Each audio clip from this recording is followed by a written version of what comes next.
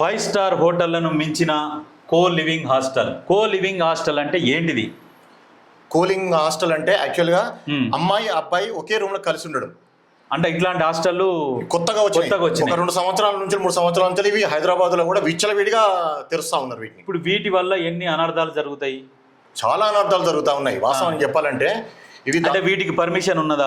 ఎక్కడ పర్మిషన్ లేదు. సుప్రీంకోర్టు ఒక జడ్జిమెంట్ వచ్చింది, మేజర్ అయినా అమ్మాయి అబ్బాయి కానీ యువతి కానీ యువకులు కానీ ఎవరైనా కలిసి ఉండొచ్చు అనే ఒక చట్టంలో ఉన్న లొసుగును ఆధారం చేసుకొని ఇలాంటి హాస్టల్ పెట్టి ప్రజల దగ్గర నుంచి వెళ్ళి డబ్బులు పీడిస్తూ వాళ్ళ అవసరాన్ని వీళ్ళు క్యాష్ గా మార్చుకుంటారు ఈ హాస్టల్ నిర్వాహకులు. కో లివింగ్ అన్నప్పుడు ఒక అబ్బాయి ఒక అమ్మాయి కలిసి ఉంటే ఏం జరుగుతుంది? మంచిగా ఉన్నన్ని రోజులు మంచిగానే ఉంటుంది, అవును, చూస్తేందుకు మంచిగానే ఉంటుంది, మాట్లాడుకోవడానికి మంచిగానే ఉంటుంది, అన్నిటికీ బాగానే ఉంటుంది. పెళ్లి చేసుకోకుండా కలిసి ఉండడం. ఏదైనా తేడా వస్తే తర్వాత పరిస్థితి ఏంది? మనుషులు కొట్టుకొని చంపుకోవడం కాడికి పోతుంది అన్నట్టు. ఇట్లాంటి హాస్టళ్ళని మన తెలంగాణలో పర్మిషన్ ఇవ్వద్దు. లేదంటే వాళ్ళు పర్మిషన్ అనేది తీసుకోవాలి.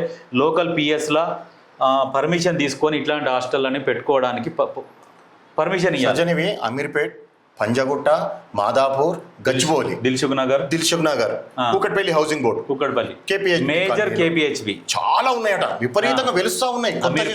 మళ్ళీ ఒకటి ఏంటంటే సజ్జన్, ఇంతకుముందు హాస్టల్లో ఉన్నప్పుడు 3,000, 4,000, 5,000 దాదాపుగా పర్ మంత్ ఉండేది.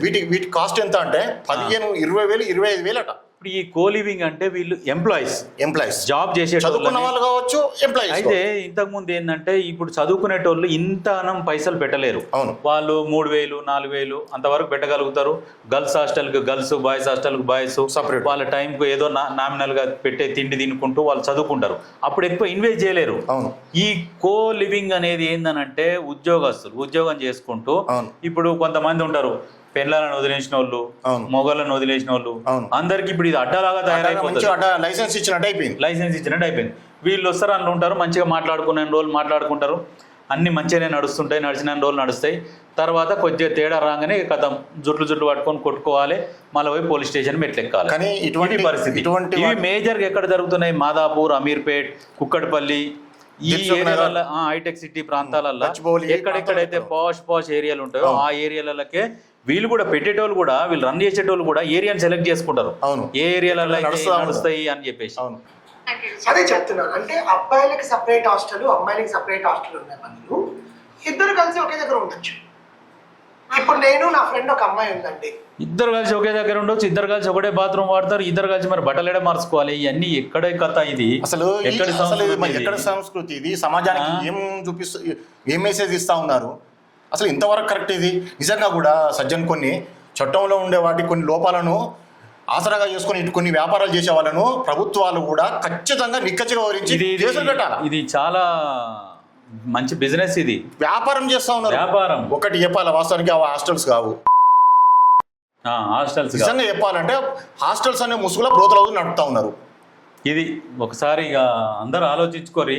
పిల్లలను పంపించేటప్పుడు హైదరాబాద్ పోయి చదువుకుంటున్నారు అని అన్నప్పుడు ఏ హాస్టల్లో ఉంటుర్రు, ఎవరితో ఉంటుర్రు, ఎట్లా అనేది కూడా ఒకసారి ఆలోచించుర్రు. ఎందుకంటే ఇక ఇట్లాంటి హాస్టల్లో ఉండి కొద్ది రోజులు ఇక వాళ్ళతో ఇక అన్ని లివింగ్ రిలేషన్షిప్ పెట్టుకున్నాక తర్వాత పెళ్ళి అయినాక ఏమవుతాయి?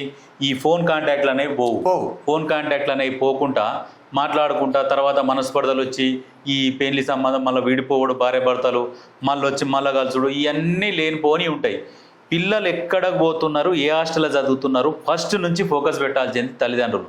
వాళ్ళు ఏం చేస్తున్నారు, ఏం స్టెప్ వేస్తున్నారు, దీని మీద ఫోకస్ పెట్టాలి. ఈ యువతకు భవిష్యత్తు కూడా ప్రమాదకరమైన పరిస్థితుల్లో ప్రమాదకరమే. ఇప్పుడు ఇది అది సంస్కృతి అంతా విదేశీ సంస్కృతి మనకి ఇట్లా అలవాటు చేస్తాం. అక్కడ పోయి చూసి వస్తారు. కానీ ఇక్కడ చట్టంలో ఏంటంటే సుప్రీంకోర్టు ఒక జడ్జిమెంట్ ఇచ్చింది సజ్జన్, మేజర్ లో కలిసి ఉండొచ్చు అనే ఒక చిన్న ఆధారంతో ఇటువంటి నడుపుతా ఉన్నారు.